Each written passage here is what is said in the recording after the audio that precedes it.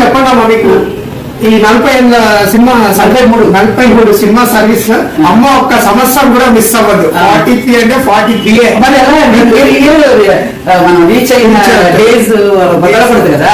40 అంటే 3 years back front రావాలి కదా. 43 years, ఇది 43 years రన్నింగ్.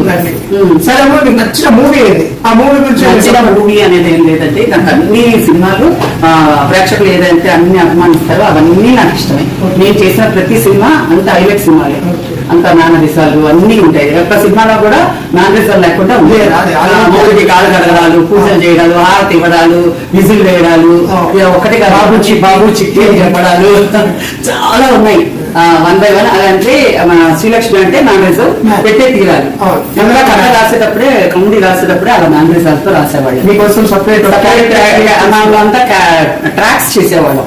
సినిమాతో సంబంధం లేకుండా నేను, బాబు మహమ్మద్ బ్రహ్మానందం, నేను, ABS, MS అట్లా అందరి కాంబినేషన్స్ తోటి చాలా మంది, మొత్తం 50 మంది మేల్ ఆర్టిస్టుల తోటి నేను రెగ్యులర్ గా సినిమాల్లో మార్చి అందరు కమ్యూనిటీస్ తో చేశాను. అది వచ్చి ప్రేక్షకుల అభిమానం, తర్వాత డైరెక్టర్ గారు, ప్రొడ్యూసర్స్ వాళ్ళు ఇచ్చిన అభిమానం నన్ను ఇంత ఎలివేట్ చేసి నేను అందరి ముందు నేను ఇలా నిలబెట్టి మంచి హ్యాపీగా ఈ రోజుకి వాళ్ళ అభిమానం వల్లే ఈ రోజుకి కూడా నేను వర్క్ చేస్తున్నాను. ఒక సాటిస్ఫాక్షన్ తో ఉన్నాను.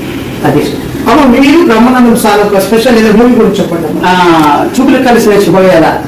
ఆ సినిమాలో నేను ఆయన ఇద్దరం బూందీ ఉంది కదా, తలంబరాలు వేస్తారు కదా, ఆ తలంబరాల బదులు బూందీ వేసుకుంటాం. అంటే తిండిపోతులు అనమాట. ఇద్దరు టాపిక్ తీస్తే తినడానికి తినడానికి పుట్టారు అన్నట్టుగా పెళ్లి చూపుల్లో కూడా లడ్డు తీసి కొమ్ము కట్టుకొని తీసుకొని అతనికి ఇస్తాను. అతను బాగుంది అని చెప్పుకుంటారు. చూపులు కలిసిన శుభవేళ. చూడలేరు. చూడండి, జిలేబీతో దండలు మార్చుకుంటాం మేము. తలంబరాలు వచ్చి బూందీతో, ఫుడ్ తోనే పెళ్ళిళ్ళు. మంగళసూత్రం అంతా డిజిటల్, అది ఇది కాదు, మామూలు తాళి. అసలు మేము ఇంట్లో కూడా మా అత్తగారు చూస్తూ ఉంటుంది, ఏమైనా పిల్లలు అంటారేమో అనేసి. పేరు మూవీలో రత్నాసాగర్ ఆవిడ పేరు. ఆవిడ మా అత్తగారు చేసింది ఆర్టిస్ట్.